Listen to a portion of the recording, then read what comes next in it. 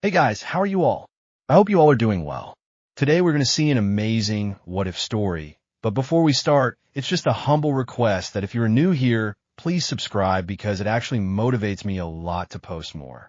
Also, the stories on my channel are fully written by me. So if you have any suggestions for what-if stories, please let me know below the comment section. Now, without any further delay, let's start. What if Rimuru was neglected? Water dripped in a slow rhythm inside the sealed cave.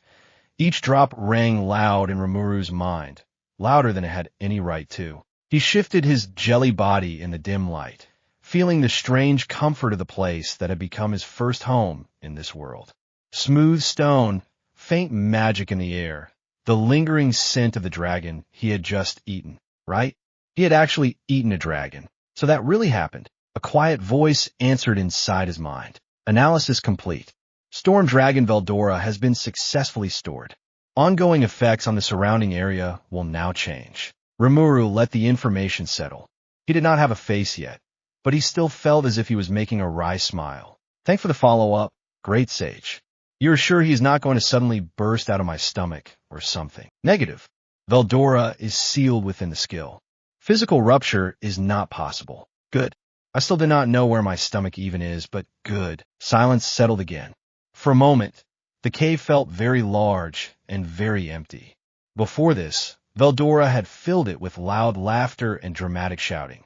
Now, there was only the drip of water and Rimuru's own thoughts. He tried to remember the last thing the dragon had said before he vanished into the skill. We will meet again. Do not get yourself killed before that, little slime. At the time, Rimuru had laughed and agreed. Now, alone in the dark, the promise felt heavier. Great sage, what is the situation outside the cave now? Scanning. Magicule patterns in the surrounding region are shifting. Multiple monsters are moving. Overall aggression level in the forest has increased. In other words, the moment I step out, everything wants to eat me. High probability. Rimuru sighed inside his own goo. Of course. New world. Same corporate mood. Work hard or get eaten. He rolled toward the narrow passage that led to the outside. The rough stone brushed his surface. Cool, damp air flowed over him from the exit. It carried new scents. Soil, leaves, distant smoke, monsters. His core tightened in a way that felt close to nerves. All right, time to go see the world. He paused. Great sage. Anything else I should know before I leave? One more item. There is a collection of weak signals at medium distance. Humanoid shape, low-level magicules. Species match goblin. They are under attack. The words landed like small stones in his mind. Under attack. By what? Unknown. Multiple strong signatures. Probability of casualties is high. Rimuru hesitated at the mouth of the cave. He had just gained new skills, new strength. Predator, Waterblade, Sticky Thread. Regeneration. His body felt light. Energy moved easily through him. Part of him, the part that still remembered life as a human, wanted to help. Monsters are attacking weak villagers. That is bad. Simple. Rimuru knew that part very well.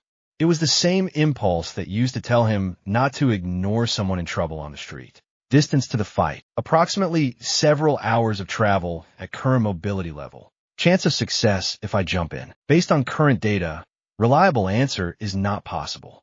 There is a non-trivial chance of failure and death. So he would be rushing blind into a battle in a forest he did not know, with powers he had only just gained, against enemies he had never seen. His surface rippled. He remembered his human life. The small apartment. The regret that he had not done more with it. The way it had ended. I died once because I was not careful enough. He did not want to repeat that. Great sage, if I ignore this and focus on getting stronger first, what is the outcome? Local goblin tribe will likely suffer heavy casualties. Survival rate is low. The answer was flat. No judgment, just numbers. Rimuru stayed quiet for a long moment. He could almost hear a distant echo of screams through the subtle magicule currents, though he knew that was only his imagination. Say I go and manage to save them. Then what? They may offer resources and loyalty. However, this cannot be confirmed. Risk level remains high. He slowly backed away from the cave entrance. Not far, just enough to feel the cold air reduce against the surface. So I have two options. Run out like a hero and maybe die before I even understand the rules of this world. Or stay alive, learn, and maybe later I could do something bigger. Affirmative. The word that rose in his mind surprised him a little. Pragmatism, huh? He waited to see if his chest would twist with guilt immediately. It did not. Only a dull heaviness settled inside his core. All right, I get it. I cannot help anyone if I die on day one. I will remember this. Track the location of that signal. When I'm stronger, we can look back at what happened there. Acknowledged. He turned again toward the exit, this time with his path clear in his mind. First I live.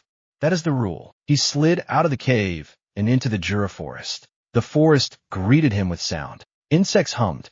Leaves rustled under constant wind. Distant roars shook the branches. Without Veldora's presence, the air felt restless, almost sharp. Rimuru used his sense. Magicules flickered everywhere, bright points in the darkness among the trees. Some glowed faint and weak. Others burned strong and dangerous. Great Sage, give me a basic map of threats, displaying in the mind. Strongest signatures to the east. Multiple mid-level monsters scattered. Several weak groups, likely herbivores. Rimuru rolled over a root and squeezed between tall ferns. The soft soil pressed up into him. Every movement sent small waves through his body. It felt oddly fun in a simple way. He stopped when the forest opened into a narrow clearing. A group of horned rabbits grazed there. Their ears twitched. Their small bodies pulsed with weak magic. They were harmless. They were also food. Rimuru watched them for a moment. He had not really been hungry in the cave. Magicules flowed thick there. Out here, the steady drain of his skills made his body feel light and empty. Predator needs material, right? Confirmed. Ingesting monsters and materials will increase skills and resistance. Then I guess we start simple. He waited, calm, at the edge of the clearing. When one rabbit hopped too close, he lashed out with sticky thread, catching it around one leg. The creature panicked and kicked, but his pulling force was greater. In a second, it was inside him. Taste was strange. Not bad, just unfamiliar. Skill Predator activated. Analyzing. A small trickle of data flowed through his mind. Minor resistance to physical impact. Weak muscle strength structure. Nothing impressive. He swallowed again, this time without hesitation. By the time the clearing fell quiet, he had consumed the entire group. He did not feel proud or guilty. He just felt full and a little more solid. All right. First lesson of the forest passed. He moved on. The days blurred into a steady rhythm. Wake. Move. Hunt. Sleep folded under roots or half buried in cool soil. Listen to the forest breath. He tracked and devoured giant bats inside a canyon, leaping up the rough walls with sticky threads. Their shrieks cut through the air as he tore into them, water blades slicing through fragile wings. Warm blood sprayed and then vanished into his body. Skill gained. Echolocation support. Minor flight adjustment. Echolocation. I'm a slime with sonar now. Neat. He hunted Armorsaurus in a dry riverbed. Their scales were thick. His first water blade only carved a shallow wound. The creatures charged, heavy feet shaking the ground. Rimuru dug threads into nearby rocks and yanked himself aside, feeling the rush of air as one massive body thundered past. He cut again, higher, targeting softer joints near the neck. Water pressure sharpened under his intent. The second strike bit deep. A jet of red erupted. The creature crashed to the ground and struggled weakly before stillness claimed it. His body trembled after the fight. Not from fear, from the rush of it. He absorbed the corpse and felt his defense rise. His surface hardened. Tempered. Even his sense of weight changed. Good. If this keeps going, I might actually make it. During quiet moments, when there were no roars nearby and only the constant insect buzz filled the air, the memory of that first choice floated up. Goblins under attack. His sense picking it up, his decision to walk away. He pushed it down each time, not because it did not matter, but because stopping to cry about it would not bring them back. Still, the thought did not leave. It waited somewhere in the back of his mind, a small gray stone that did not dissolve. On the fifth day, as the sun dipped low and turned the forest into long bands of shade, Rimuru felt it again. That same pattern of magicules. The same direction. Fainter now. Great Sage. The goblin signal location. Projecting. The original source has dimmed. Remnants remain. There are traces of burned wood and old magic. No living goblin signatures detected. Silence stretched between them. Rimuru remained under a thick tree, half hidden in its roots. The air around him smelled of damp earth and distant smoke. He already knew what the answer meant. He had known for days, if he was honest. Can you guide me there? Affirmative. He moved. He passed through curtains of hanging vines and stepped over scattered bones from other hunts. Once, he paused as a flock of strange birds burst from the canopy, fleeing some distant roar. The light dimmed further as clouds thickened overhead. The closer he came, the more ash he smelled. By the time he reached the edge of the village clearing, the scent of burned wood and old blood was a solid thing in the air. He eased forward and looked. There was no village anymore. Blackened posts jutted from the ground, half melted. Charred walls lay in broken, collapsed squares. Pots, broken and cracked, scattered along what had once been paths. Bones were everywhere. Small, some partly buried, some still lying on the ground where they had fallen. The wind moved loose ash across the dirt like fine dust. For a long while, Rimuru did not move. He had never seen this place alive, but it was still easy to imagine. Huts, smoke from cooking fires, children running between them, frail bodies but busy, voices. Now, there was only silence. His core clenched. His surface rippled with a tight, uneven wave. He had known this was likely. Numbers were clear. The forest was vicious, and a weak tribe without support was easy prey. Knowing it in theory did not make the reality easier to look at. Great Sage. Cause. Multiple burn marks show signs of fire magic. Bite marks on bones match direwolf pattern. Sequence suggests raid by wolves followed by a second group with fire attacks. Exact order is unknown. So they were hit, then everything was cleaned up. Affirmative. He inched forward. A small goblin skeleton lay near the remains of a hut. Its thin arms still extended toward where a doorway had been. His body chilled. If I had come that day. His mind supplied the thought before he could stop it. If I had used my skills from the cave. If I had taken a risk. Maybe some of them would be alive. He knew there was not a guarantee. He could imagine many ways that battle might have gone wrong. A hidden enemy. A trap. A blow that caught him before he understood it. He also knew he had not even tried. His surface flattened against the ground for a second, as if something inside him had lost strength. You made the correct choice for survival. The inner voice was calm. That did not make it feel better. I know, he answered out loud, his words swallowed by the empty clearing. But the correct choice still looks ugly when you stand in front of it. He stayed there. Not for minutes. For a long time. No one came. No angry ghosts rose from the bones to curse him. Only the wind moved. Eventually, the sharp edge of the initial guilt dulled a little. Not because it vanished, but because another feeling rose with it. Cold resolve. He had chosen this path. He would not waste it. All right. His voice sounded quiet even to himself. Remember this scene. Remember that survival without power means you just leave more corpses behind you. Next time, if there's a next time, I want the option to choose something else. Acknowledged. First step. What did this to them? You said direwolves. Correct. Bite patterns match the local direwolf species. One pack could not fully consume this many bodies in one night. They likely fed, left, and others finished the remains. So there's a pack nearby that already tasted goblin. Which means they will come back for more weak prey when they can. High probability. Then they're my next target. He turned away from the bones and glided toward the tree line. If he had still been human, he might have felt a flash of fear at his own decision. As a slime with a comm system in his head, it felt simple. The forest ran on hunger. If he wanted to live and change anything, he had to push back. Not with kindness.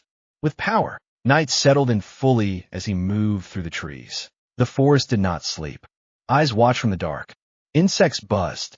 Somewhere to his left, a predator dragged something heavy through underbrush and tore into it with loud crunches. Rimuru let his sense expand. Magicule's signatures flickered around him.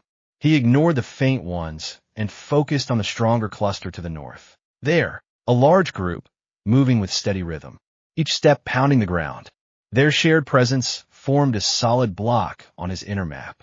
Direwolves. He approached carefully, using trees as cover. His body flattened and rose silently over roots. Sticky threads anchored him when he needed to pause on a steep slope. Soon, the scent reached him. Hot breath, wet fur, blood, the heavy musk of a carnivore that had fed well. He moved closer until he could see them through the brush. A pack of large wolves rested in a fallen grove. Their fur was dark with faint streaks of magic light along their legs. Their eyes glowed dim yellow in the dark. Bones lay scattered at the center, stripped clean. A goblin skull cracked under one lazy paw as the wolf shifted. Rimuru felt his core harden. One wolf stood out from the rest, larger, scarred down one side of the snout. Magicules flowed thicker in its body. The other wolves kept a small distance from it, even when they lay near. The alpha, great sage. Attack plan. Recommend eliminating the alpha first. The pack will lose coordination. Based on current water blade power and new defenses, success chance is favorable. Any support skills I should remember. Acceleration with Magicule control can increase cutting pressure. Defensive skins from Armorsaurus data can be engaged to reduce physical damage. Rimuru watched as the alpha lifted its head and sniffed the air. Its gaze swung toward his position. Their eyes met. For a heartbeat, nothing happened. Then the alpha bared its teeth in a slow, deliberate way. Rimuru surged forward. He did not announce himself. He did not wait for them to charge. He simply gathered water and Magicule in front of him and fired. The water blade shot out, thin and clear. The air hissed as it moved. The alpha had time to widen its eyes before the cut reached it. The strike landed at the base of its neck. Flesh parted cleanly. Bone followed. A spray of hot blood burst out, bright in the dark, and the head separated from the body in one smooth motion. The alpha dropped without a sound, body twitching once before it stilled. For a moment, the clearing froze. The other wolves stared at the fallen body, then at the small slime near the edge of the grove. Their confusion turned to rage. A chorus of snarls filled the night. Then they rushed him. Rimuru felt his body sharpen with focus. No time for doubt now. He anchored himself with threads to nearby roots and launched another blade. It swept across the left side of the pack, catching two wolves mid-leap. Limbs flew. Bodies crashed into the ground, momentum still carrying them forward even as life left their eyes. Another wolf lunged in from the side. Its jaws snapped shut on his body. Teeth sank in, but his surface held. Armorsaurus' defense flickered to life, spreading a hard layer through his slime. Pain pulsed, but it was distant, muffled. Nice try. He twisted, wrapping his body around the wolf's muzzle. The creature snarled and thrashed, trying to shake him off. Rimuru flooded it with sticky threads, yanking its legs out from under it. It fell, and he sent a focused water blade straight down into its skull. Bone cracked. The wolf spasmed once and went still. Another wolf leaped over the corpse, claws extended. Rimuru detached a part of his mass, letting the wolf pass through the empty space where his main core had just been. He had learned that trick after the third giant bat. The wolf landed, confused, and he answered with a blade to its spine. The clearing became a fast, brutal dance. Wolves lunged. He dodged, anchored, cut. Blood splashed across the ground and soaked into the dead leaves. Warm bodies toppled one by one, their Magicule signatures blinking out in his sense like lamps being switched off. His breathing did not grow ragged. He did not breathe in the human way at all, but his mind still felt the strain. Holding so many skills active at once, tracking threats from several angles, predicting jumps and bites. It was the first real pack fight he had taken head-on in this world. He did not have time to be afraid, only to act. One wolf managed to bite deep into his side, teeth pushing through his defense for a moment. At once, regeneration flared. The wound closed as the wolf tried to tear away a chunk of slime. Rimuru wrapped its head in his body and squeezed. The skull gave under the pressure with a dull crack. By the time the last wolf fell, the grove was quiet again. Rimuru looked around. Bodies lay everywhere. Some missing heads. Some sliced open. Blood soaked the soil and pooled in shallow dips around exposed roots. He stood in the center of it, a small, faintly glowing blob, almost untouched. A long time ago, as a human, he would have thrown up. Now he felt a steady, cold calm. These wolves had fed on the goblins he had not saved. Now they were food for him. Slowly, one by one, he devoured them. Skill predator activated. Analyzing. The wave of data was stronger this time. He felt new instincts settle into his mind. The way a wolf's body moved. The rhythm of a pack hunt. Enhanced nose, sharper hearing. Lightning that gathered in muscles to increase speed in short bursts. Magicule increased. Physical stats increased. Conceptual effect gained. Intimidation. Minor. Intimidation, He tested it. A faint pressure rippled out from his body, pressing against the trees, the air, the small creatures watching from the shadows. Insects quieted for a second. A few birds took off suddenly. Not bad. He moved slowly through the grove, checking each corpse one more time. The alpha's body still lay where it had fallen. Head rolled slightly to the side, eyes glassy. RIMURU studied it. Great sage. Any reason to leave one alive. Strategic value in leaving a survivor is mixed. They may become a future threat. They may also spread fear of your presence. So, it is a coin toss. Affirmative. He thought of the empty goblin village again, of bones lying in ash. He did not want these wolves hunting other weak tribes. Then no survivors. He turned to leave. That was when he felt it. A small, flickering magicule signature at the edge of his sense. He paused. It was weak, far weaker than the adults he had just killed.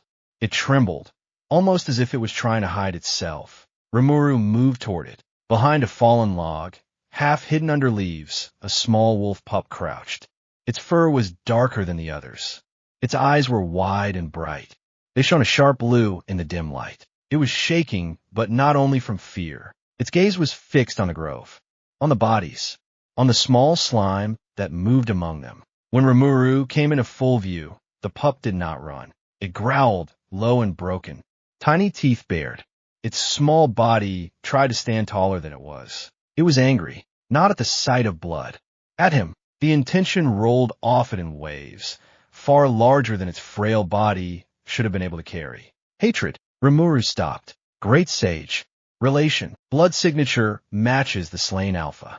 High probability this pup is a direct descendant. So he had just turned a young wolf into an orphan. He stared at the pup. The pup stared back. A thin line of blood trickled from a small cut along its leg. It did not seem to notice. Should I kill it? He asked the question out loud. The pup growled louder, as if it understood. Silence answered him at first. Even the forest seemed to hold its breath for a second. Then the voice in his mind spoke again. If allowed to live, this individual may grow into a powerful enemy. There is also a low chance of future cooperation. Both paths carry risk. RIMURU felt something heavy twist inside him. He had wiped out his family. He had eaten them. He could finish the job and erase the threat. Clean. Final. He could also walk away and leave this small thing with its hate and grief. A sudden tiredness washed through him. He had already chosen once to walk away from a massacre. He had come back to the ruins later and felt the weight of that choice. He did not want to repeat that exact pattern here. He moved a little closer. The pup lunged, jaws wide, going straight for the largest visible part of his body. It closed its teeth on his surface. Completely ineffective. It shook its head, trying to tear away a piece. Its tiny body strained with effort. It refused to back down. RIMURU watched it. Then he gently pushed it back with a small wave. The pup stumbled, caught itself, and glared at him again. Still not afraid. I get it. His voice was quiet. You hate me. You should. The pup's ears flattened. Its lips curled. I'm not going to eat you. Not today. He turned. Behind him, the pup barked a rough, high sound that still somehow carried clear meaning. I will kill you. He did not need a skill to understand it. RIMURU did not look back. Great sage. Mark that signature. Done. The pattern will be recognized in future. Name in the record as Bloodfang Jr. or something. No. That sounds silly. Just mark it. If I meet it again, I want to know. Acknowledged. He moved away from the grove, leaving the small wolf in the shadows of its dead pack. By the time the first light of dawn touched the tops of the trees, RIMURU had returned to the ruined goblin village. He settled in the center, among the ash and bones, and closed his sense for a moment. Only wind and distant cries touched him. He had eaten a dragon, roamed the forest, hunted new monsters, and destroyed a wolf pack. He had also watched a village he might have saved become a graveyard. The forest did not care. The world moved on. Rimuru opened his sense again. Great Sage. Summarize current state. You are a unique slime with multiple advanced skills. Combat power is above the local average. You have no allies, no fixed base, no social ties. Threat awareness is high. Emotional stability is conditional. Thank for the last line. It is accurate. He let out a dry sound that might have been a laugh. Yeah, it is. He looked once more at the scattered remains around him. This is the star point then. The world without that village. The forest without a safe place for the weak. He was very aware that he had helped shape that condition. Not by direct attack, by choosing not to interfere. He did not know yet what that would make him in the long run. Hero. Monster. Something in between. For now, he knew only one thing. I'm not going to die quietly in some hole. If I have to live with this choice, I'm going to get strong enough that next time the numbers change. He turned away from the ruins and slid back into the trees. Behind him, the ash shifted in the light breeze and settled again. In the days to come, the monsters of Ajura Forest would whisper about a strange presence that hunted alone. A slime with a mask and a calm, ruthless style. For now, he was just a small, silent shape moving between roots and shadows, leaving faint ripples of power in his wake. Later, when he thought back on this time, he would remember the smell of ash, the bite of cold night air, and a small wolf's furious eyes. And he would know that this was the day he stepped fully into the law of the jungle. Rimuru walked. The forest looked the same in every direction. Trees crowded together. Vines hung low. Insects buzzed in the thick air. Magicules floated everywhere, tiny lights on the edge of his sense. It had been days since the wolves. He still remembered the ash of the goblin village and the small wolf pup that had tried to bite him even when it had no chance. Those memories sat in the back of his mind and refused to move. He did not avoid them. He did not stare at them either. They were just there. Great Sage. Position. You are approaching the outer band of the Jura Forest. Density of high-level monsters is decreasing. Probability of contact with humans and organized patrols is increasing. So, this is where people start to appear. Affirmative. Rimuru rolled over a fallen tree, using sticky thread to pull himself up and drop down the other side. He passed through a shaft of sunlight that broke through the leaves. For a moment, his blue body reflected the light in small patterns. He glanced back only once. Somewhere far behind him, there was a ruined village and a grove full of wolf corpses that no longer existed because he had eaten them. He faced forward again. Any threat signals yet? Scanning. The pause was short. One cluster detected at medium distance. For humanoid signatures, one is fused with an elemental. They are engaged in combat. Multiple monster signatures surround them. Elemental, fire elemental. Classification matches Ifrit. Warning.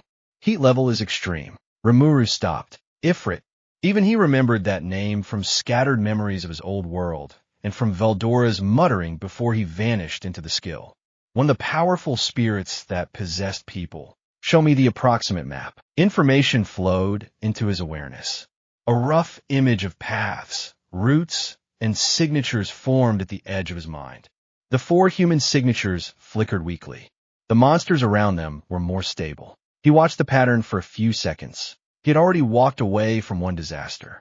He had come back to bones and ash. This time, he had numbers that looked slightly better and a target that screamed dangerous even from far away. He did not move immediately. Estimate my chance of surviving a fight with that elemental right now. Based on acquired resistance and magic control, survival chance is acceptable if you engage with caution.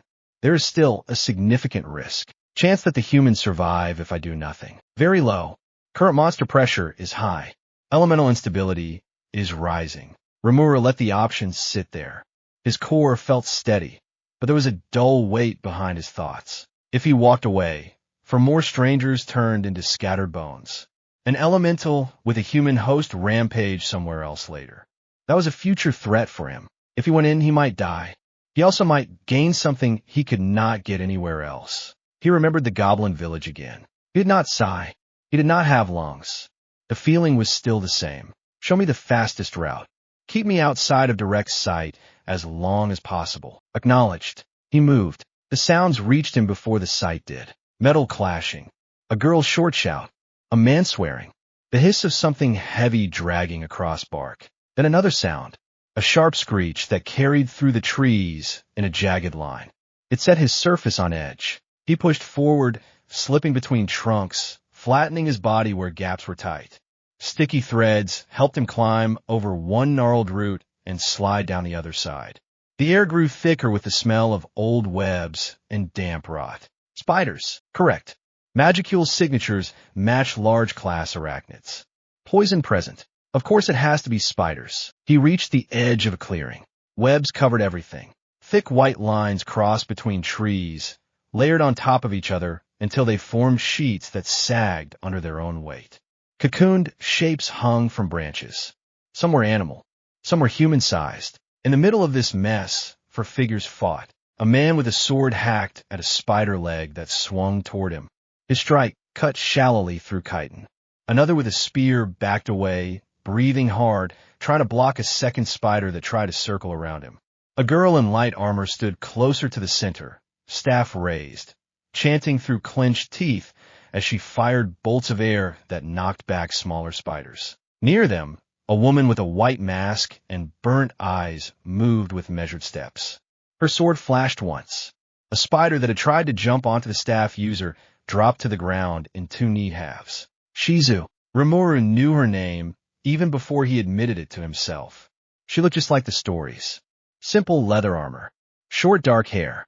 The famous mask that hid most of her face. Flames flickered faintly around her hand, even when she was not attacking. Except she also looked tired. Not just physically. Her shoulders carried a stiffness that had nothing to do with webs. Her movements were efficient, but there was a drag at the end of each swing, as if she was pushing through something heavy inside herself. The spiders kept coming. More dropped from the branches, landing with soft thumps on the web-coated ground. Their eyes glowed in the dim light. Fangs dripped dark liquid onto the white lines under their feet.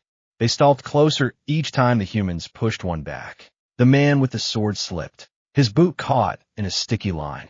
He cursed and went down to one knee.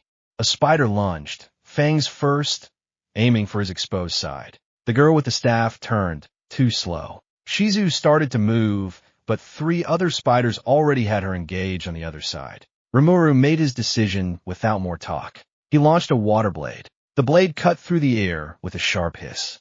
It sliced into the lunging spider with clean force. The creature's head separated from its body. Thick fluid sprayed, then soaked into the web and dirt. The humans jumped. Where did that come from? The spear user spun, eyes wide, looking for another attacker. Another spider dropped from above, reaching for the staff girl. Rimuru fired again. A second blade tore through its abdomen and pinned it to the trunk behind. Shizu, did you do that? The staff girl's voice shook. No. Shizu's answer was calm. Her eyes flicked across the clearing, scanning. Another spider tried to sneak around the edge of the group, climbing along a tree trunk to get behind them. Rimuru used sticky thread to pull himself upward and launch himself directly at it. He hit the spider's face and spread over it. The creature screeched and thrashed, legs flailing. He rolled along its eyes and sank into the gaps. Predator activated. The spider's body stiffened. Then it went limp. Its legs twitched once and stilled. He dropped the empty shell and hopped back to the edge of the clearing. Show yourself. Shizu's sword pointed in his direction now. Her voice did not carry panic, only alertness. Rimuru considered staying hidden. He had intervened to keep his future resource alive. That was his first motive. But if he wanted information about this world, he needed them to talk. He moved forward a little, enough for the humans to see a small blue slime sitting on top of a half-melted spider corpse. Is that a slime? The sword user stared. You have got to be kidding. The spear user looked from the dead spiders to Rimuru and back again. Did that thing just cast magic? Rimuru adjusted his body and faced Shizu directly. He needed to talk. Great sage. Can I produce sound clear enough for humans to understand yet? Yes. By vibrating your body and the surrounding air with control magicules. Basic speech is possible. All right, adjust for this language. Ready? Rimuru focused. Hello. The word came out thin but clear. All three adventurers flinched. The staff girl almost dropped her staff. The slime talked. Shizu did not move. Her sword remained raised, but she lowered it slightly from full guard. You killed those spiders. It was not a question. Rimuru tried for a light tone that did not sound too friendly. He also did not want to sound like a threat. A balance. I cut a few. You were about to get poisoned. Felt wasteful. The sword user blinked. Wasteful. 4 trained fighters eaten by bugs in the middle of nowhere. Kind of a pathetic end. He lifted his surface in what he imagined might feel like a shrug. Also, if you died, I would lose some very useful information sources. The staff girl frowned. So you saved us because you want to use us. I prefer the word trade. Rimuru said it plainly. I help you. You tell me about the world. That way, my chances of not dying stupidly go up. Silence settled around the clearing for a moment. A spider tried to crawl along a branch above. Shizu turned, cleaved it in half with one quick stroke, and turned back without changing expression. The sword user was the first to give in. He sheathed his blade with a rough motion, then dropped down to sit on a half-cleared patch of ground. Webs clung to his pants. He did not seem to care. Honestly, if a talking slime wants to do an information deal, I am not in the mood to argue. He let his head fall back against the tree. I am Kavul. Sword for hire. Mostly not this far into monster territory. The spear user hesitated, then lowered his weapon too. Jido. You have odd timing, Mr. Slime. He looked at the melted spider shells with slowly dawning respect. Very odd. The staff girl gave a small, tired bow. Aaron. Thank you. For the help. Shizu watched Rimuru quietly. She did not introduce herself. Rimuru shaped a simple wave with part of his surface. Rimuru. Just Rimuru is fine. He glanced around. More spiders nearby. Yes. Several more signatures withdrawing. Your display of force has discouraged immediate attack. He waited for the voice in his head to finish. Great Sage says they are backing off. We should move before they get ideas again. Kavul snorted. The slime has a sage. He rubbed his face. Of course it does. Shizu finally lowered her sword fully. We are heading toward the edge of the forest to rest before moving to Bloomond. There's a small clearing not far from here. Her gaze held on him through the eye holes in her mask. You can join us. For tonight. Rimuru did not hear gratitude in her tone. Just a straightforward statement. It suited him. Works for me. I do not actually sleep in the normal way. He started to move, then paused. Stay away from the thicker webs. Some of those cocoons are still alive. Aaron flinched and looked at one hanging shape that had twitched earlier. We cannot just leave them. Kavul stared at it also. There was strain in his jaw. If we cut them down and half of them are infected, we are dead. Rimuru watched the way their faces shifted. The adventurers had not yet completely hardened themselves against this kind of choice. He had made a similar one already. This nest is large. If you wake up everything that is half alive in those cocoons, the spiders will smell it. More will come. You are already exhausted. He did not soften the words. You might save one. You might die with them. Decide fast. Aaron's hand trembled on her staff. Shizu spoke quietly. Kavul, Aaron, Jido. They all turned to her. We move. Her tone left no room. Kavul's shoulders slumped. Right? Forget it.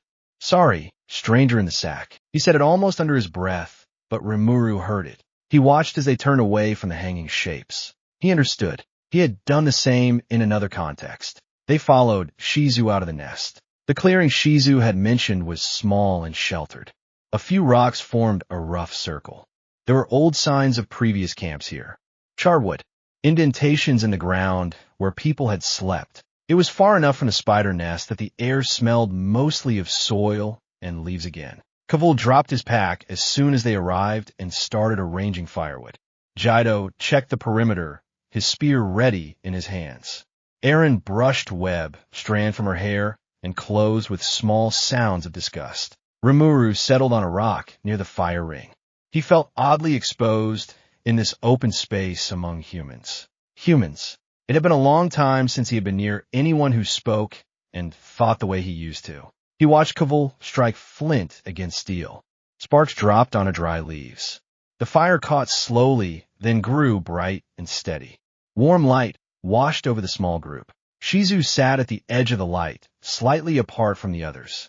She rested her sword across her knees, mask turned toward the flames. Rimuru moved closer. He did not touch the fire, but he liked the warmth on his surface. Is it safe to light a fire here? Jido glanced around. If the spiders followed us, we would know already. Besides, we need to dry our gear. I'm not sleeping in cold web slime. That is fair. Rimuru watched the flames dance. He listened as the adventurers began to talk. So, Rimuru, Kavul poked the fire. Where exactly did a slime learn to cut spiders in half like that? Aaron leaned forward, eyes bright with curiosity. And speak, and call fire elemental names as if it is normal. Rimuru thought for a second. I woke up in a cave where Veldora was sealed. The reaction was immediate. Kavul froze. Jido's hand tightened on his spear. Aaron went pale. Shizu's fingers tightened slightly on her sword. Veldora. The storm dragon Veldora. Jido swallowed. There's only one Veldora. Please tell me you are not joking about that. Rimuru shrugged. He was sealed in that cave. We talked for a while. I ate the prison he was sealed in. Now he's inside one of my skills. He said it very casually. Kavul stared at him. You ate the storm dragon. Rimuru corrected mildly. I ate the thing he was stuck in. He asked me to. Details. Aaron let out a short, thin laugh that sounded more like nerves. That explains why the forest feels wrong lately. Jido nodded slowly. Monster distribution changed. Closer packs. No pressure keeping them in line. Shizu watched Rimuru without speaking. You're not afraid of saying that. Rimuru tilted. Should I be? If humans hear that you ate Veldora, some will see you as a threat to destroy. Others will see you as a weapon to use. Her voice was flat. I've seen both kinds. Rimuru absorbed that. And I just do not tell everyone. Only people I might trust. Or people who owe me. Kavul gave a short snort. You really are a calculating slime. He did not say it in a cruel way. Rimuru did not deny it. I died once because I took a knife for someone without thinking. I intend to avoid that version of stupidity this time. There was a short silence. Jido cleared his throat. So you are a reincarnated person too. Rimuru blinked. He had not said that out loud. How did you guess? Aaron smiled faintly. You talk like someone who had a job. Not like a monster born in the forest. Kavul nodded. Yeah. The way you complained about dying was very employee. Rimuru considered that. Great. I carried that all the way across worlds. He looked toward Shizu. And you? You're not normal either, right? Her head turned slightly, mask catching the firelight. What makes you say that? Your magic feels strange. There's something else inside you. Something hot and heavy. The way you move is also odd.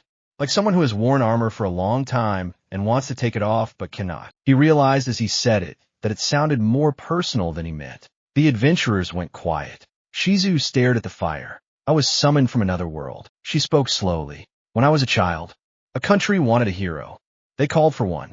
They got me instead. Rimuru listened. He knew parts of this story from bits of old knowledge. But hearing her speak, it directly felt different. The one who summoned me gave me a gift. A power. A flame spirit that would fight for them. It lives inside me. Her hand rested lightly on her chest. At first, I believed it was a blessing. I fought for them. I burned their enemies. Then I learned what that really meant. Entire villages became ash under my hands. They called it justice. I called it something else later. Her voice did not crack. It stayed low and controlled. I ran. I kept running. I started to lose control of the spirit. Sometimes I black out during battle and wake up surrounded by burned ground. I came here because of rumors that Veldora had weakened. I thought maybe I could find some answer near another disaster. She tilted her head slightly, as if looking at him through the mask. Instead, I found a slime who ate him. Rimuru did not know how to answer that. You regret it. He said it softly. My existence. She did not think long. Sometimes. Not always. I met people who were kind. I protected some of them. I also know that each time I lose control, I kill more than I save. The fire popped. A small ember jumped and fell onto the stone.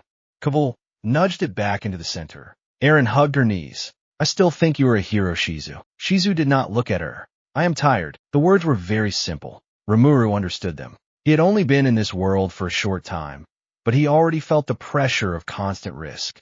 Shizu had lived with it for years. He also understood that inside that tired woman was a very dangerous asset. Great sage. Heat signature inside her. Large concentrated mass. Elemental fusion present. Stability is decreasing. The host body is under severe strain. So, she is sitting on a bomb. Correct. Rimuru shifted closer to the fire. I am not a hero, he said to the group and to himself. I walked away when a village near that cave was attacked. Goblins. I could have tried to help. I chose to stay alive instead. When I went back later, they were all dead. The three adventurers looked at him with surprise and something like discomfort. Shizu did not flinch. That is what this world is. She said it without judgment. We are told that if we protect others, we are good. We are told that if we run, we are bad. In the end, the dead do not care which word we pick. They are still gone. Rimuru watched the firelight shift on her mask. We are two ghosts sitting at a fire then, he said without thinking too hard. One that already died. One that is dying slowly. Aaron looked between them, throat tight. That is a very depressing way to say hello. Kavul rubbed his face. I would like to request a happier topic. Jido forced a laugh. Yeah, maybe talk about food. Shizu reached for the pack at her side and pulled out dry rations. Eat. You will need strength for tomorrow. She handed them out. Rimuru declined with a small motion. I will hunt when you sleep. I do not need bread. They settled into a quiet rhythm. The adventurers chewed slowly, too tired for real conversation. Shizu ate little. Her hand shook once when she lifted the food.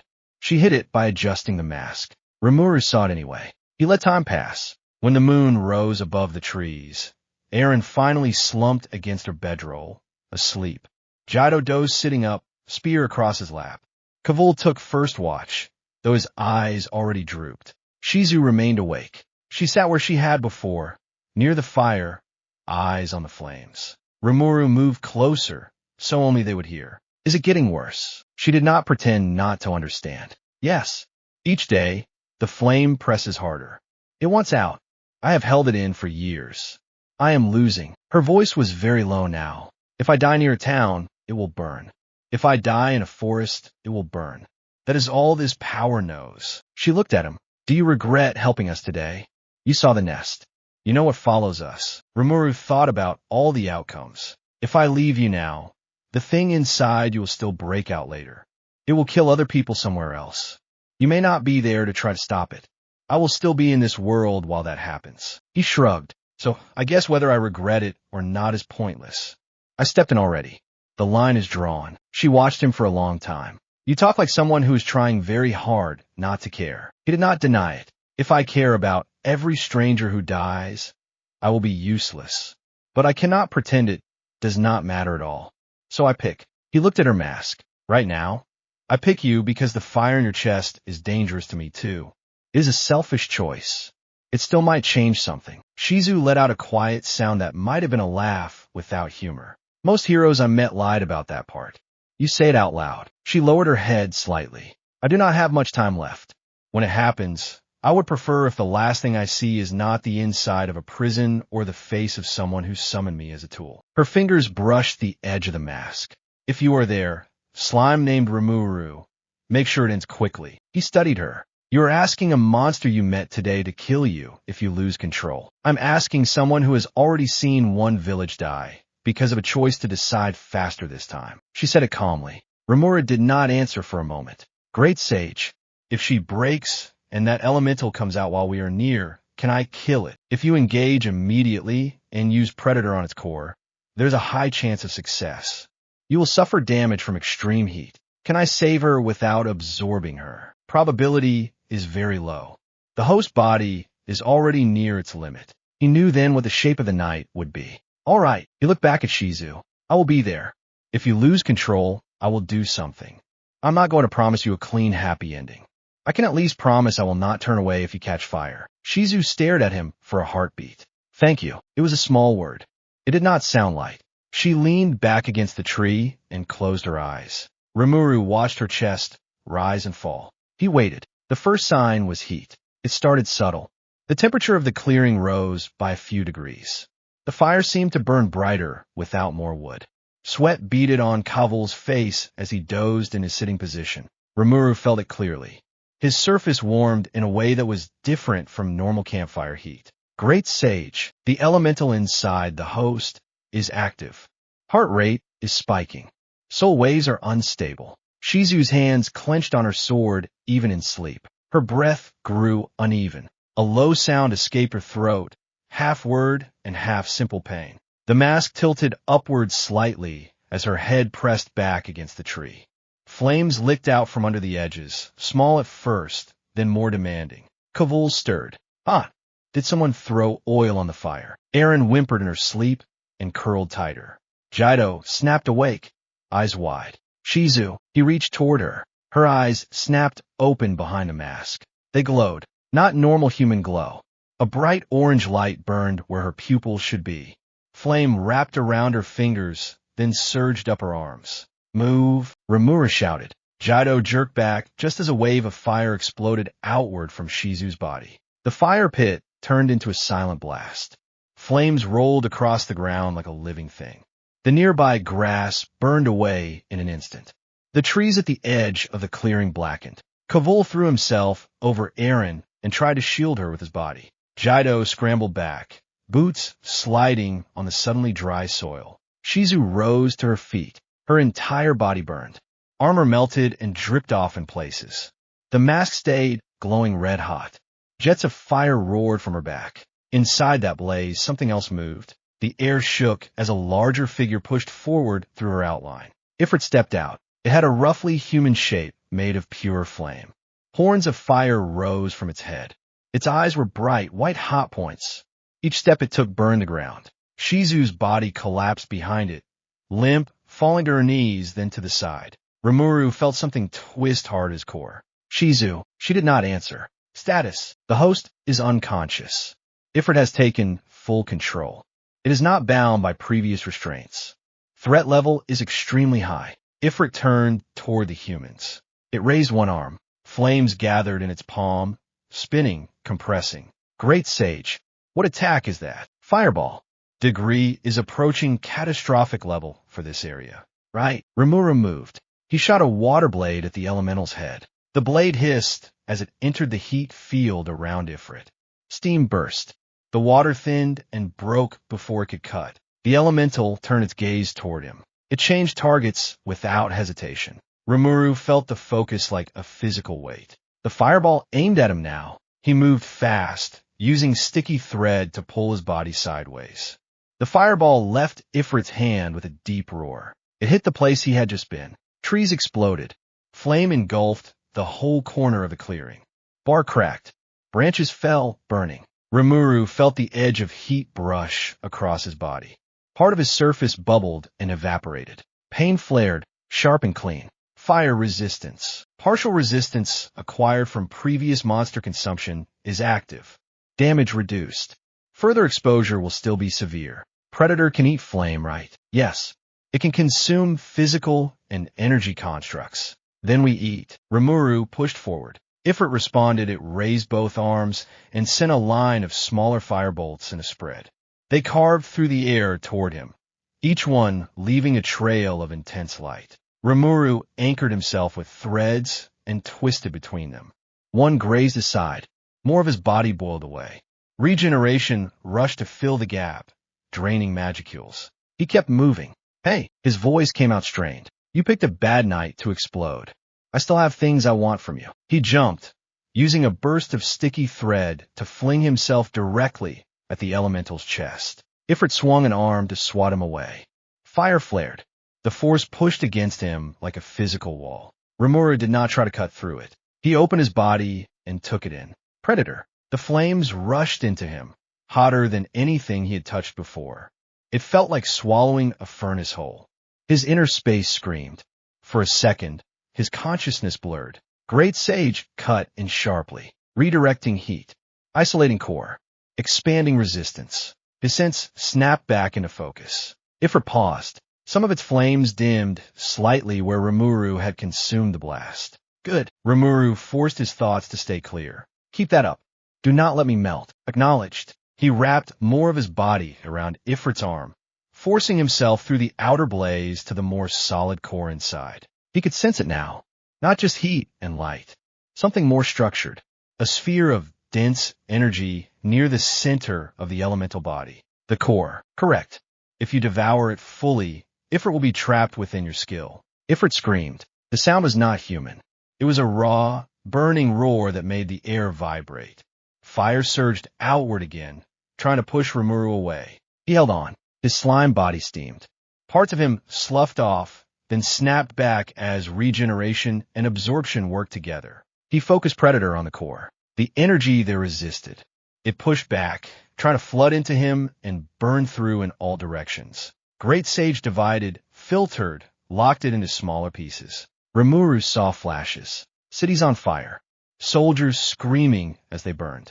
A child standing in front of collapsing stone, staring at a silhouette in a white mask. Shizu, stay out of my head. He did not know whom he was saying it to.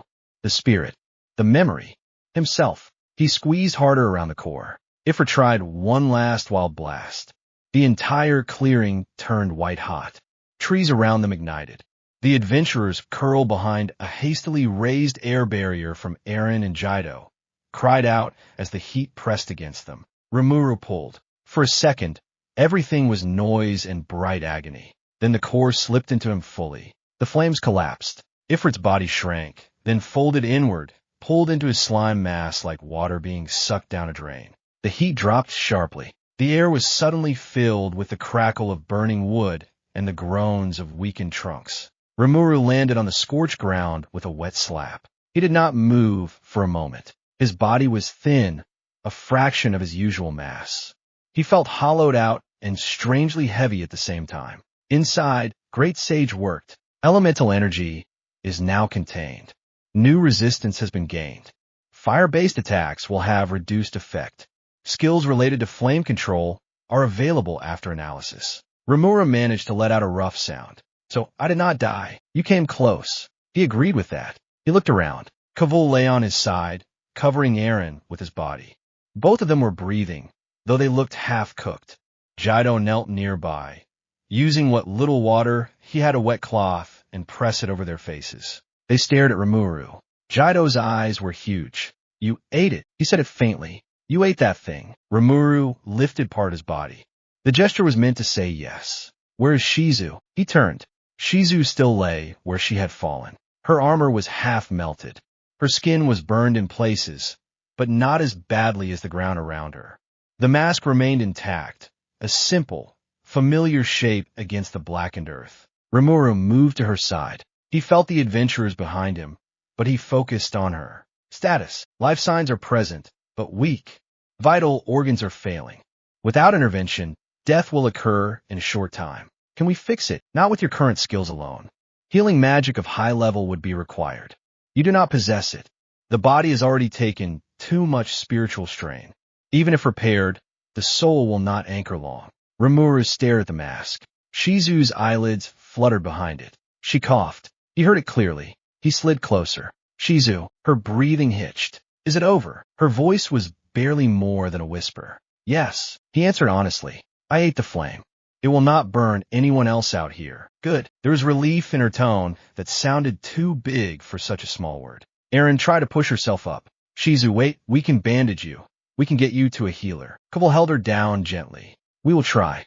Do not talk like that. Shizu did not seem to hear them. Come closer. She said it to Rimuru. He obeyed. I came to this forest because I thought I might end near something that understood me. She coughed again. There was a faint trace of blood on her lips under the mask now. Instead, I met a slime who was already doing what I did, carrying too much power, trying to live like a person anyway. Her hand twitched. He let part of his body rise so she could touch it. Her fingers brushed his surface weakly. Your name, Rimuru. Rimuru. She repeated it. That is a nice name. Remember something for me. He waited. In my world, someone put a mask on my face and told me to be a hero. It never came off after that. Not really. Whatever shape you take later, do not let other people decide what you are for. Her grip loosened. I did not want to go back into the dark. If my body stays here, something ugly might move in. Demons. Curses. You know that, do you not? He did. Predator-type skills can keep the corpse from being used. They can also preserve items. And memories. He said it quietly. She let out a soft breath. I'm asking you for one more selfish favor then. Use me. Eat me. Carry the mask with you. Carry the parts of me that were not just fire. Eren sobbed. No, you cannot ask him to do that. You cannot just vanish. Shizu did not look at her. Eren, you wanted to be an adventurer who helped people. right? Help them now by not getting in the way. Her tone was still gentle. Kabul had tears in his eyes now. He wiped them roughly with the back of his hand. Damn it, Jaido looked like he wanted to argue, but his mouth simply worked silently. Rimuru listened to all of it. Great sage. If I absorb her body now, what happens? You will gain her physical template. Her skills will be analyzed. Her memories may leave impressions. Her soul will move on. You will not become her. You will carry echoes. He thought of how she had asked him earlier to make it quick. He thought of the goblin bones and of his spider cocoons. He thought of a woman who had burned villages because someone else told her to, and who had still tried to stand between monsters and her companions, even while she was breaking. He did not like the idea of her flesh lying here for scavengers and opportunistic spirits. Shizu, yes, I can do what you are asking. It will not be pretty to watch. I have seen worse. She managed a small, dry smile under the mask. So have they. Rimuru hesitated a second more. Eren, Kuvul, Jaido, he addressed them too. I can stop her from being used by anything else. I can carry something from her forward. Or you can leave her here and trust this forest to be kind. Kuvul laughed once, bitter and soft. The forest is never kind. He nodded, eyes wet. Do it. If she asked you, do it. Eren sobbed harder, but she also nodded. Just do not forget her. Please. Jaido bowed his head. Rimuru turned back. Rest then. I will take care of the ugly part. Shizu relaxed slightly. Thank you. Her hand fell away from him. Predator. He covered her gently. He did not rush. He wrapped his body around her slowly, so the adventurers would not see sudden violent motion. He obscured the details as much as he could. Inside, he felt her warmth and the remaining flickers of spirit. There were more flashes. A child looking at a sky full of orange light. An old teacher with kind eyes. The first time she summoned fire in front of a cheering crowd. The first time she saw what that fire did from the outside instead of the center. He did not try to hold the images. He let them pass. Great Sage separated skills, magic, and the mask itself with clean precision. Soon, there was no body left. Only the mask remained, sitting on the ground where her face had been. Rimuru let his body retract. He did not feel full.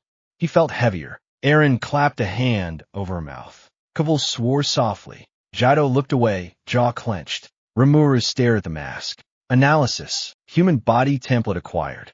Sword skills, flame affinity, and language knowledge integrated. You can now assume a human form based on this template with your mimic ability. Mask item is intact. It has emotional and symbolic weight rather than raw power. Rimuru knew what came next. He had always been curious about standing on two legs again. Now that moment tasted different. He moved closer to the mask. Do you want to try it here? Kuvul's voice was rough. It feels wrong to leave her without a grave. Rimuru thought. We are surrounded by burned ground and unstable trees. Digging here is dangerous. If you want a grave, carry the memory.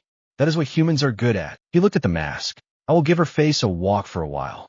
That is another kind of grave. Kuvul stared at him, then gave a slow nod. Fine. Show me then. Rimuru took a breath out of habit. Mimic, human template. Shizu Izawa. His body changed. He felt bones form where there had been none. Skin spread over muscle that had not existed before. Nerves sparked awake. The heart began to beat in his chest. Lungs filled with air. Pain flickered through new limbs as he learned their shape. He rose, feet planted on the blackened ground, hands flexed at his sides. He swayed once, then found his balance. He looked down at himself. Slim frame, scar but steady hands. Burn marks faded as regeneration shaped them into smoother lines. Simple shirt and trousers formed from his body. He touched his face. It felt strange. Warm. Wet around the eyes. He realized he was crying. That surprised him more than anything. He had not chosen that reaction. He wiped at his cheeks. Great Sage, your emotional processing is mixed with residual echoes from the host. This is normal.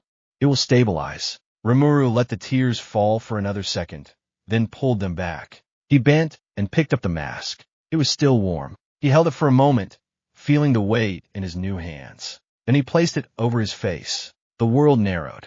Vision shifted to two smaller openings. The smell of smoke and burned wood came through the mask in a different way. It was familiar and foreign at once. How do I look? His voice was different now. Human.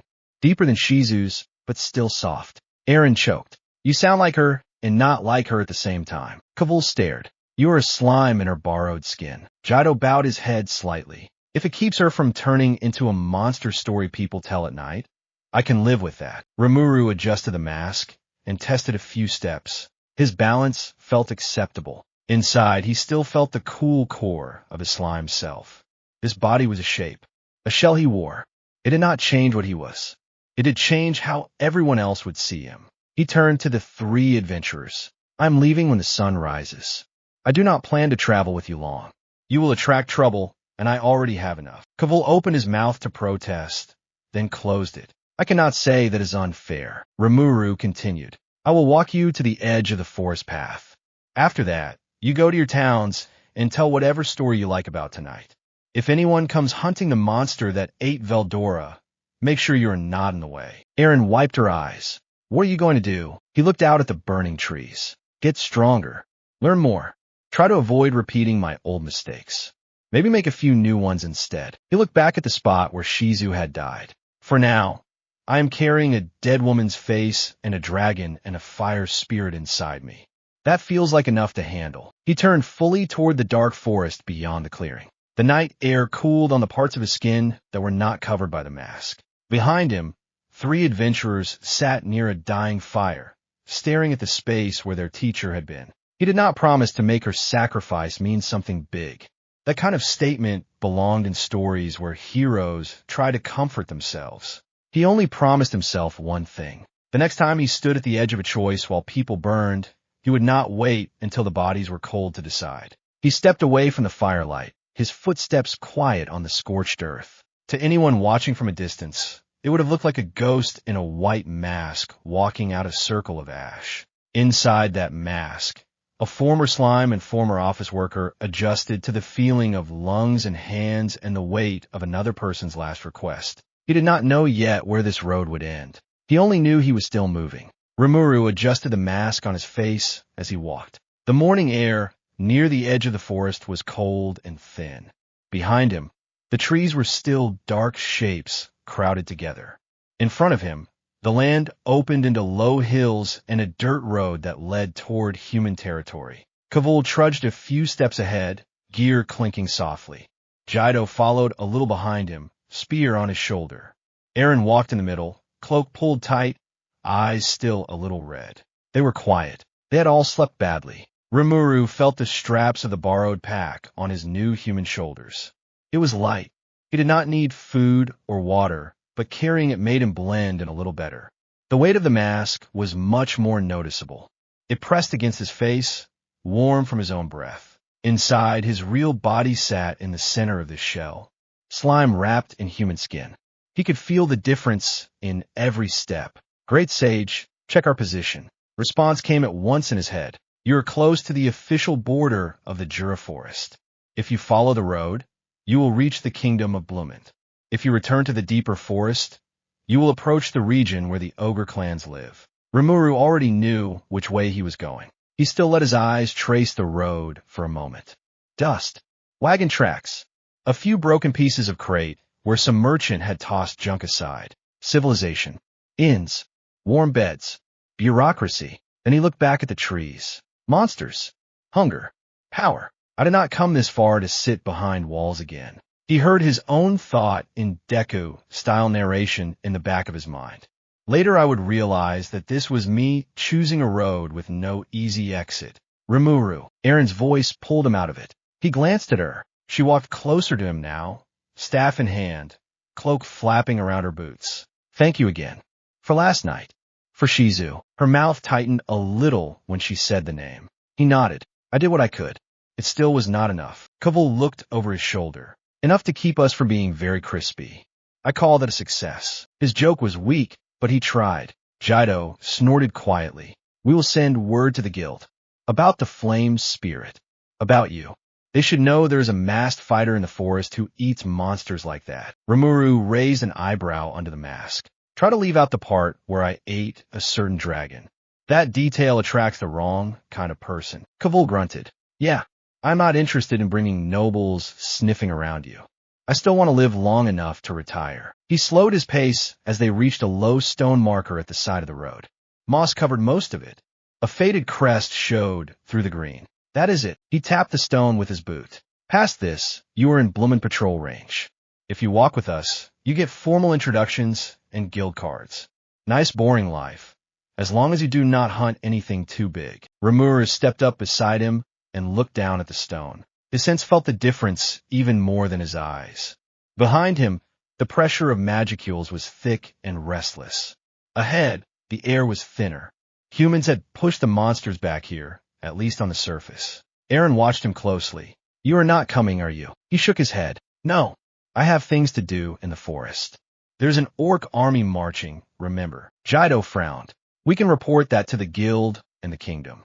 Maybe they will send knights. Rimuru gave him a long look. By the time bureaucrats finish arguing about who should pay for the soldiers, the orcs will have eaten half the forest and then some border villages. He did not say it with anger, just flat. Kavul let out a slow breath. Sadly, he is not wrong. Rimuru shifted the pack off his shoulder and handed it to Aaron. Keep the spare bandages.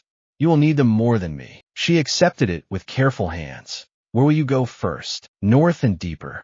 Shizu told me about a tribe of ogres in this forest. Strong warriors. Old clans. If anyone can help tear the head off an orc lord, it is them. He paused. But they're already dead. I am about to find out which. Aaron bit her lip. I wish we could help. You helped already. You kept Shizu company for years. That matters more than swinging a sword one more time. He said it before he could stop himself. It came out more gentle than he expected. Aaron's eyes filled again. She looked down. Do you think she is at peace now? Rimuru did not look at the mask in his hand. He already knew its shape too well. I think she is finally somewhere without flames. That was as close as he could get to an answer. Kavul rubbed the back of his neck. If you ever come to Blumend, look for the guild. Ask for me. We will buy you a drink. Or whatever a slime drinks. Rimuru let out a short breath. I will keep it in mind. Jido stepped forward. He extended his hand, hesitated when he realized he was offering it to someone who was technically slime inside, then held it out anyway. Rimuru took it. The grip was firm. Real. Warm. Try to stay alive. Mystery mask. Jido squeezed once and let go. Aaron stepped in suddenly and hugged him around the middle. Rimuru froze. His new body registered the sensation in a rush. Pressure around his chest. The smell of leather and smoke. The beating of another heart against his borrowed ribs. His hands hovered for a second, uncertain. Then he patted her back once. She stepped away quickly, face flushed. Sorry. That was rude. It was human, he answered. That is rare out here. They stood there for another moment in the thin morning light. Then Rimuru turned. Without looking back again, he walked toward the trees. Behind him, the three adventurers watched until the forest swallowed his figure. The air changed as soon as he left the road. The sounds were different too. Less cart and hoof. More rustle in the underbrush. Farther in, he could already hear distant roars. He pulled the mask down fully over his face and let his human body relax, melting just enough that he could slide easily between roots. When needed, he dropped the illusion and moved as a compact slime to pass narrow gaps, then regained human shape when the ground was more open. Great Sage, show route to ogre territory. Projecting. An overlay formed in his mind. It showed ridges, rivers, dense clusters of trees. It also showed scattered points that pulsed with an ugly, heavy rhythm. Those were not normal monster signatures. What are those? Orc forces affected by the unique skill starved. They move in large groups. They devour every living thing they encounter. Soil quality drops sharply after they pass. So it starts. He remembered Shizu's raspy voice at the fire. There are places in this world where strong warriors gather, she had said. Nations that are not like the one that used me. Dwarven craftsmen in Dworgen. Beastmen to the south. Ogre tribes in this forest. Some demon lords. Then she had laughed under her breath and added, do not trust the last group. They smile when they eat you. He had stored that list away. Now the ogres were first. He changed direction slightly and headed toward one of the thicker clusters on his inner map. It did not take long before he saw the first signs. Trees stripped of bark, not by tools but by teeth and crude blades. Broken branches scattered and ground into the mud. Patches of earth that looked dry and gray, even though it had rained recently. He knelt by one such patch and pressed his human fingertips into the soil. It crumbled under light pressure, more like dust than dirt. Great sage, residual effect of starved. Life force has been consumed from the area. It will not support crops or deep roots for a long time. Rimuru straightened. So they do not just eat people. They eat the land too. Affirmative. He walked on. Before long, he smelled them. Sweat. Metal that had not been cleaned properly. Old blood on leather. The heavy stink of creatures that ate whatever they could catch and did not wash often. He heard them next. Clanking armor. Grunts. The dull thud of many boots. He slowed and moved low, using his slime body to slip into thick bushes, then rose just enough in human form to see over them. A column of orcs marched along a shallow ravine. They wore scraps of mismatched armor, some taken from fallen enemies, some hammered into shape by blunt tools. Their skin was a sickly gray. Their eyes were flat. What struck Rimuru most was not their size or their crude weapons. It was the way they moved. None of them stumbled from fatigue. None lagged. They surged forward with a steady, hungry pace, as if someone had wound them up. Some chewed on strips of raw meat as they marched. Others glanced at the trees with empty focus, as if calculating whether anything there was worth killing. He frowned. Estimate great sage. How many? Approximately 300 in this unit. And that is just one of many. Yes. He watched them for a moment longer. One orc near the back tripped on a root and crashed into the one ahead. The second orc snapped around and drove a blade into the first one's chest without hesitation. The fallen orc gasped once. The others dragged the body to the side and tore into it with their teeth. No one shouted. No one stopped. Within a minute, there was nothing left on the ground except a few scraps of bone, already trodden into the mud by passing boots. Rimuru's jaw tightened behind a mask. This is what starved looks like from the outside. It did not look dramatic. It looked simple. Anything that was not moving forward in service of the skill became food. If I let this go, the forest turns into that gray dust we saw, he thought. He did not like being pushed into a corner by someone else's ability. He had enough of that in his last life, under bad managers. He placed his hand flat on the bark of a tree and closed his eyes for a second. Great sage. Yes. If I cut through this unit now, how much noise does it make in the pattern? Do they notice a missing piece? There was a brief pause. Given the scale of the war, one lost unit will not be noticed immediately. It may delay their advance in this sector. Good enough. He stepped away from the tree and let his human shape melt down into slime, then swelled back up into a more compact form that could move quickly. He dropped into the ravine behind the marching line and rolled forward along the side, keeping his presence low. No metaphors, he reminded himself. Just work. When he came level with the middle of the column, he snapped. Sticky threads shot out from his surface, latching onto legs and weapons. Several orcs stumbled as their feet stuck to the ground. He moved at once. Black flame. The fire inside him answered eagerly. He drew it out through his extended hand. Dark flames poured across the ravine. They did not flicker like normal fire. They flowed, thick and heavy, wrapping around armor and skin. Orcs screamed. The ones in front tried to turn. Those behind kept marching, pushing forward in blind hunger until they realized the heat was not normal. Rimuru stepped through the fire as it burned around him. It coiled over his human legs and did nothing. His body already knew this heat from the inside. He cut through the first rank, sword in hand, blade made of hardened slime. Each swing took an orc leg or arm. He did not waste motion. No flourish. Just clean cuts. One orc captain shoved through the chaos. Larger than the others, tusks chipped from old fights. You dare interfere with the feast. The creature's voice was thick. Rimuru did not bother to answer. He slipped to the side as the captain swung a heavy axe, caught the weapon with sticky threads, yanked it off balance, and drove his own blade up through its throat. Blood sprayed, then sizzled as black flame took it. Predator activated. As the captain's body vanished into him, information flooded in. Starved. A concept, not just hunger. A rule that rewrote other needs. He felt it touch his own core for a second. A suggestion. Consume or be consumed. Never be satisfied. He pushed back. He already had his own problem skill. Predator hummed in answer. Same family, different taste. Great Sage caught the contact and sealed the new skill away safely. Conceptual match detected. Integration possible later. For now, effect contained. The rest of the unit broke. Some orcs ran, trampling each other, howling as they slipped on burned ground.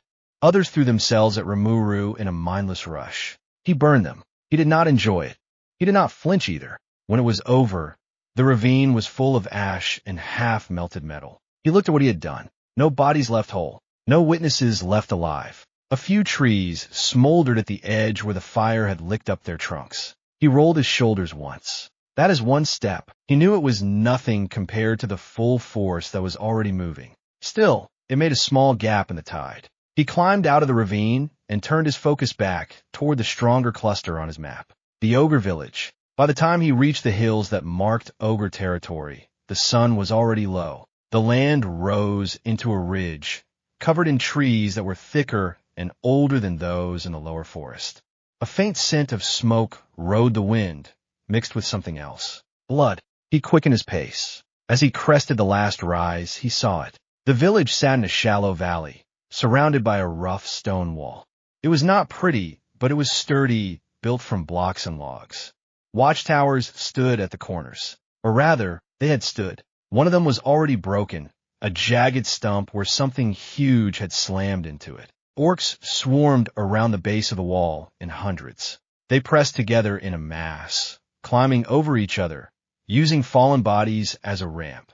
Some carried crude shields. Others held hooks and tried to tear stones free. On the wall, ogres fought. Tall, broad figures, red skin that glowed in the firelight. Each swing of their blades cut through more than one orc at a time. Rimuru saw one man with bright red hair standing near a breach where stones had fallen. He held a large sword in both hands. Flames crawled along the edge of the blade. Each swing took an orc apart and left a trail of fire. Benimaru. Even at this distance, Rimuru could feel the rage coming off him. His eyes were wild.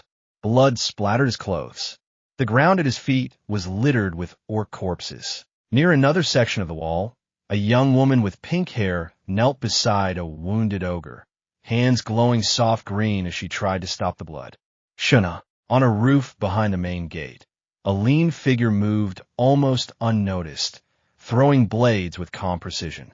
Every time an orc tried to crawl over the wall or aim a spear at one of the defenders, a knife appeared in its throat. Sui, closer to the gate, a tall woman in torn armor swung a broken weapon as if it still weighed something. She smashed orc skulls with her bare fists now that the blade had gone. Her face was twisted with grief and fury. Cheyenne. Among them moved one old man with white hair and a simple sword. His movements were the smallest, but every strike cut exactly where it needed to. An orc that slipped past another defender found its neck suddenly open. Hakuro. Rimuru scanned the field. The ogres fought hard, but the orcs kept coming. For every 10 that fell, 20 more pushed forward. Bodies piled against the wall and made it easier for the next wave to climb. The stone itself was cracked in places where something large had rammed it. The gate shook under another impact as he watched. A battering ram. He saw it then. Orcs had lashed a log together and were slamming it into the gate in rhythm. The wood creaked. Great sage. Estimate time until that gate breaks. At current pressure, less than 10 minutes. In the wall, several points are already compromised. If the orcs gain the rampart, the defenders will be overrun swiftly. So if he waited, the village fell. He had already seen what happened when he arrived late. He took one breath-out habit, then dropped from the ridge. His boots hit the ground near the rear of the orc mass with a dull thud. A few orcs near the back turned, confused. They saw a figure in a simple shirt and trousers, face hidden by a white mask with horns. Power rolled off him in slow waves. To them, he looked like a magen who had come to observe the feast. One orc snarled, "Who are you?" Orders came only from the masked one. Rimuru did not answer. He put out his right hand. Black flame rushed forward. It rolled across the rear rank in a sudden flood. Orcs screamed as it wrapped around their legs and climbed. Armor melted. Flesh burned. The fire did not leap to the trees. It clung only to the targets he willed. The rear of the army collapsed in moments. The smell hit him. Burned meat. Hair. Fat. He did not let it distract him. The ogres on the wall saw it too. Benimaru looked up, eyes narrowing as the back of the orc horde suddenly turned into a line of dark fire. What is that? Cheyenne punched an orc off the wall and wiped blood from her lip. Looks like something strong. Sui's gaze sharpened. That mask. He moved closer to the edge, eyes narrowed. Rimuru strode straight toward the center of the orc formation. Every step left a faint scorch mark. Orcs tried to turn and face him now. A few shields came up, some charged with spears. He stepped aside from clumsy thrusts and cut throats with a clean sword made from his own body. Where the press was thickest, he simply let black flame spill from his hand and eat its way outward. In his head, Great Sage tracked every movement, every heat spike. The battlefield was a mess. The ogres had no idea who he was.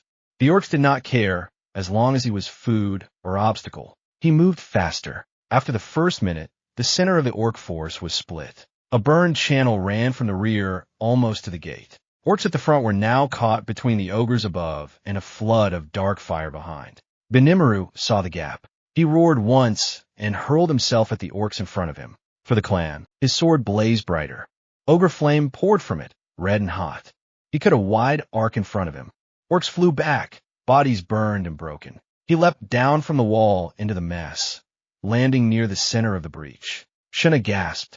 Brother, wait. Hakuro moved to follow, cutting down orcs that reached for the pink-haired princess. Sui vanished from the roof in a blur, reappearing on the ground not far from Benimaru, watching his back. Cheyenne barked a curse and jumped down as well, fists raised. Rimuru saw all of it, even while he cut and burned. At first, he thought they might simply join his line from the other side and crush the orcs between them. Then Benimaru turned and finally saw him clearly. A lone figure in a plain outfit, a white mask with stylized marks, power that warped the air around him slightly. A masked Majin tearing through orcs as if they were grass. Benimaru's face changed. His eyes went wide. You. He took a step forward, sword still burning. You are the masked one. Rimuru blinked. He had just enough time to think this again before the red-haired ogre charged. Ogre flame. Benimaru swung. A wave of red fire tore toward Rimuru, hot enough to distort the air. Rimuru planted his feet. He raised his left hand and met it with his own. Black flame surged out to greet the red. The two fires collided in the space between them. For a moment, red and dark pushed against each other, hissing. Then the black ate the red and kept going, sliding along it like oil. Benimaru's eyes widened. He threw himself to the side as his own attack came back at him. The edges of the black flame brushed his arm. His sleeve caught and burned away in an instant, leaving angry red skin underneath. He gritted his teeth. You're not gel mud. He spat it rather than said it. But that mask, that flame, you're the same type. Rimuru knew the name from the orc captain's memories. Gelmud, the Majin who had named the Orc Lord, the one who had given starved. Also masked, of course. Listen, he spoke calmly, even as he stepped around an orc that tried to stab him and took its head off without looking. I'm not the one who gave them that skill. I am here to kill them. Pick a target that makes sense. Benimaru did not listen. Rage made his shoulders shake. My father died on that wall. These pigs eat our kin. The masked one calls it a game. You expect me to believe you arrived here by chance with the same tricks. He charged again. Sui appeared at his side. Benimaru, stay back. Benimaru's voice cracked. Even if he is not the same one, he is another of that kind.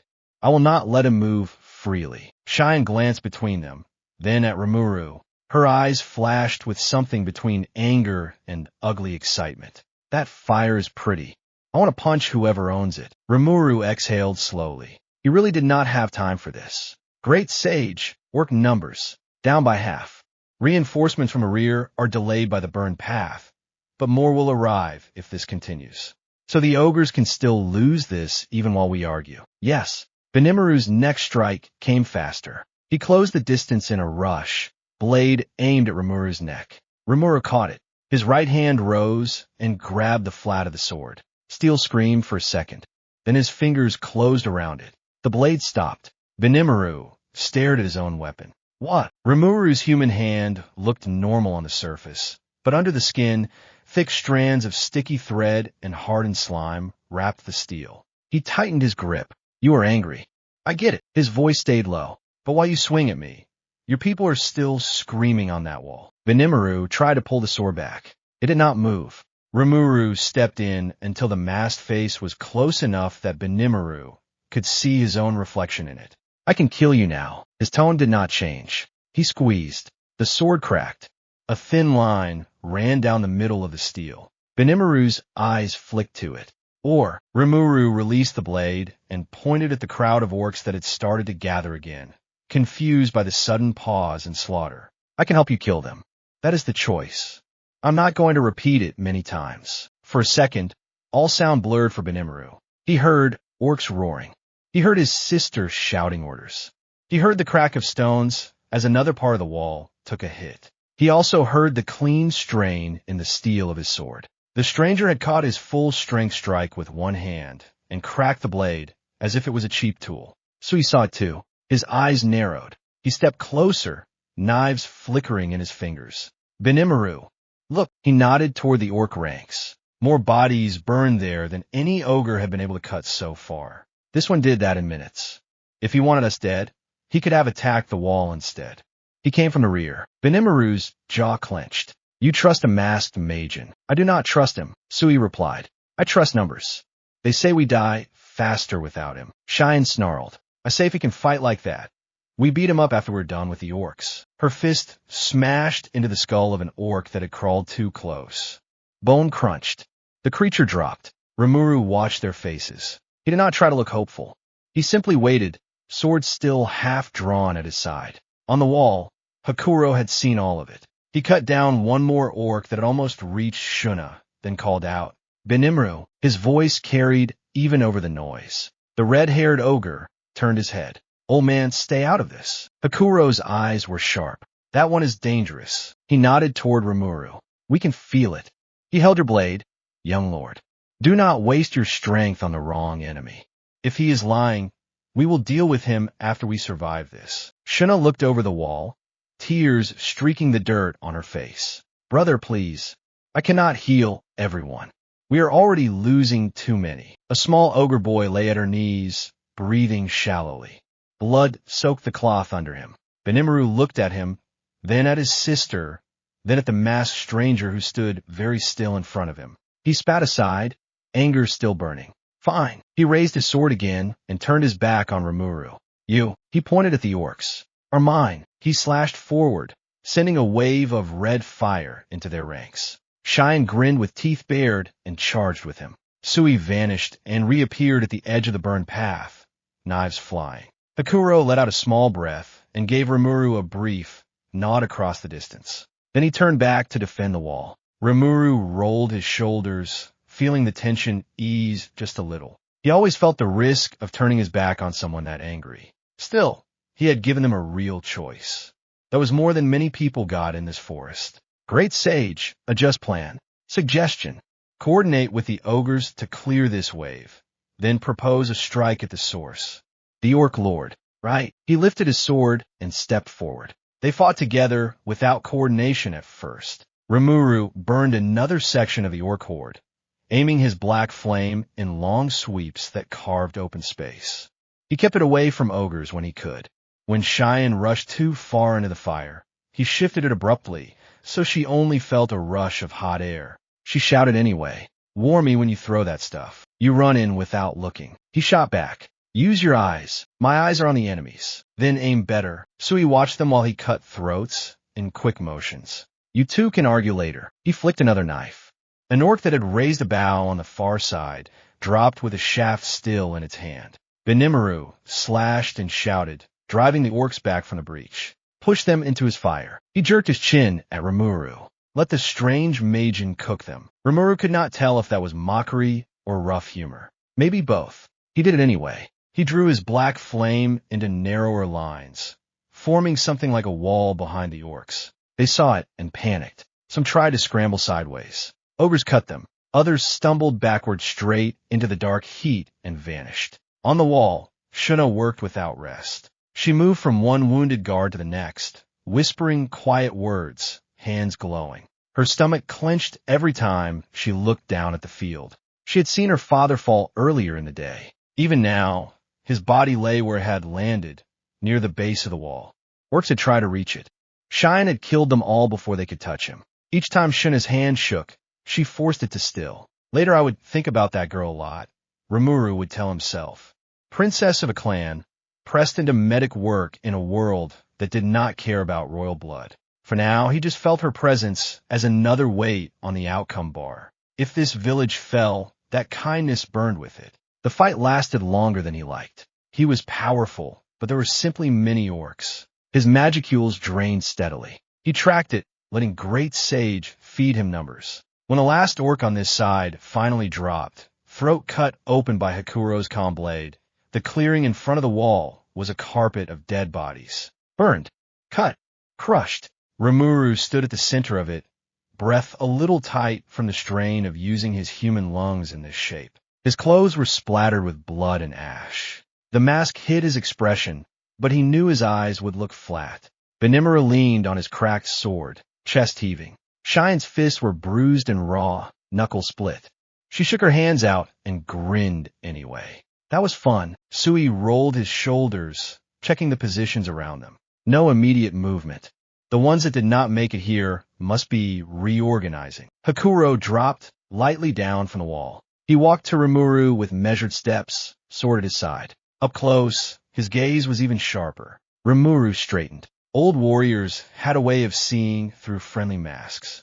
You have my thanks, stranger. Hakuro bowed slightly. You are the reason this village still stands at this hour. Rimuru dipped his head in return. Rimuru. He offered the name. Hakuro studied the mask. Rimuru then. I am Hakuro, retainer of this clan. The red-haired fool you almost fought is Benimuru, son of our late lord. Benimuru snorted. Old man. Shuna came to stand near them, hands still glowing faintly as she tended a cut on her own arm. I am Shuna. Thank you for saving my brother when he ran ahead without thinking. Benimura bristled. I was leading. You were rushing. She corrected him gently. Sui appeared beside them like a shadow. Sui. He did not say more. His eyes stayed fixed on Rimuru. Cheyenne stomped closer. And I am Cheyenne. She puffed her chest out. Chief's secretary. Rimuru blinked. Secretary. She nodded firmly. Our lord needs one. So I am it. Hakuro sighed quietly. She decided that on her own. Rimuru almost laughed. He did not. He took all their names and filed them in his mind. They were canon figures in this world. Here, in this version of events, they stood in a ring of corpses instead of in a growing town.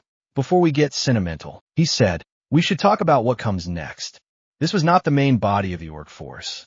Just one wave. Hakuro's face went serious again. You are correct. Runners reported that the orc lord has risen. He marches under a new power. The Star of Skill turns the land to dust where he passes. We have already lost other villages. Rimuru nodded. I saw one of their units earlier. That skill is trouble. They do not need supply lines. They eat everything. Shuna shivered. Our scouts said the same. They consume trees, animals, people. The ground itself looks sick. Benimaru's grip on his broken sword tightened. We will hunt the orc lord. We will tear him apart. We will make him choke on our dead. His voice shook with fury. Rimuru considered him. You, when your clan alone, cannot kill that many. How many do you think there are? Hakuro answered. Reports say around 200,000. Perhaps more. Rimuru let out a low whistle. If you try to cut them all one by one, you die on the third line. He spoke bluntly. Cheyenne bristled. We do not need a stranger to tell us we are outnumbered. We can see with our eyes. Then use that sight for strategy. He looked at Benimaru. You want revenge. I understand. I have seen villages turn to ash too. But if you rush at that entire army the way you rushed at me, you will end up as another memory on someone's mask. Benimaru opened his mouth. Sui touched his arm, stopping him. Listen, the white-haired old man nodded. He is right. He turned back to Rimuru. What do you propose then? Rimuru felt the weight of their eyes. He did not want to be a king. He did not want to build walls. He wanted a clean hit. We cannot kill all the orcs. Not an open battle. We do not need to. He raised a finger and pointed toward the gray band on the horizon where smoke still rose. We cut the head. The orc lord. Geld. Hakuro said the name quietly. Rimuru snorted. If he falls, the skill collapses. The army breaks. Many will die, but not all. You can hunt survivors at your pace. The forest has a chance to come back. Benimaru frowned. You say this like it is easy. I did not say easy, he replied. I said necessary. Shuna glanced at the ruined bodies around them. And how do you plan to reach him? His camp must be surrounded by thousands. Sui spoke before Rimuru could. We slip in. He gestured at the shadows cast by the broken wall. I can move between shadows over moderate distance. With someone who can keep up, we might reach close to the center. Rimuru tilted his head. Interesting. He looked at Great Sage's quiet map in his mind. It already ran 10 steps ahead. Combination of Sui's movement skill and your own concealment and predator would increase success chance. Risk remains high. Rimuru smiled slightly under the mask. I have stealth tricks too. Between us, we can cut a path. I just need you all to keep the main army busy enough that they do not shift every soldier to stomp us. Cheyenne cracked her knuckles. So you want us to fight 200,000 orcs as a distraction? Not kill them all, Rimuru corrected. Just make enough noise. Hit and run. Burn supplies. Irritate them. They already act like a stampede. Turn that chaos against them. Benimaru glared at him for a moment more. Then a sharp grin crept over his face. I can work with irritating. He looked at Sui. Gather the scouts. Find their main camp. I want maps. Sui nodded once and vanished. Hakuro stroked his chin. If we agree to work with you, what do you want in return? Rimuru paused. The question mattered. In another timeline, he would have offered them a place in a village. Land. Names. Position. Here, the idea of building something like that made his chest feel tight. Responsibility. Expectations. He had seen how quickly they could turn into a weight that crushed people. I want allies who can kill things. He said plainly. Nothing more. I am not forming a nation. I do not want your throne. You keep your land, your title, your rituals. If we survive this, you owe me a favor. When I call, you answer. If you call, I will think about it. Benimaru raised an eyebrow. You do not want to be our lord. No. Rimuru's tone was flat. I'm bad at paperwork, and at pretending I care about taxes. Cheyenne laughed. I like him. Hakuro nodded slowly. A temporary alliance then. A raid party. He held out his hand. Until the orc lord falls. Rimuru looked at the offered hand. He remembered taking Jaido's hand earlier that morning. He could still feel that warmth. He put his own hand out and gripped Hakuro's. Until he falls. Their hands stayed locked for a second. Rimuru felt the old warrior's calloused palm. Solid. Real. Then they let go. Hakuro turned to the others. Gather the wounded. Repair what we can to the wall. We move at dusk tomorrow. Shuna's shoulders sagged with tired relief. Cheyenne grinned and headed back toward the gate, shouting for anyone still standing to bring ropes and tools. Benimaru watched Rimuru for a long moment. You eat monsters. He said it suddenly. Rimuru glanced at him. Yes. Did you eat that flame spirit too? Yes. Did you eat anyone else important I should know about? Rimuru considered the list. A dragon. Some wolves. A few spiders that thought I looked tasty. The usual. Benimaru stared. You ate a dragon. Rimuru shrugged. He asked nicely. Long story. Benimaru shook his head. This world is getting stranger every day. He turned away. As he walked, Shuna fell in step beside Rimuru. Do you feel anything when you look at all of this? She nodded toward the field. I feel tired, Rimuru answered. I feel annoyed that someone turned an entire race into tools like this. I feel a little guilty that I did not come sooner. That is about it. You sound very calm. I am not, he admitted. If I let myself fall apart, I stop moving. Then more villages burn. So I put that off until there is time. Maybe there will never be time. That is life. She glanced up at him, surprised by the honesty. Did someone teach you to talk like that? An old boss who loved company slogans. He said dryly. I did not like him much, but some habits stick. Shuna smiled faintly despite herself. You sound like Shizu when you say some things. He stopped for a second. She noticed and covered her mouth. I'm sorry. That was rude. No. He shook his head. It is fine. It hurt a little. It also felt right. If he was going to wear this mask, being compared to its first owner was inevitable. He walked with her toward the inner part of the village. Behind them, the burned field cooled slowly. Far away, in another part of the forest, the orc lord moved. Geld's hunger grew with every step. He did not yet know that a slime in a human shell and a clan of grieving ogres had just decided to come for his head.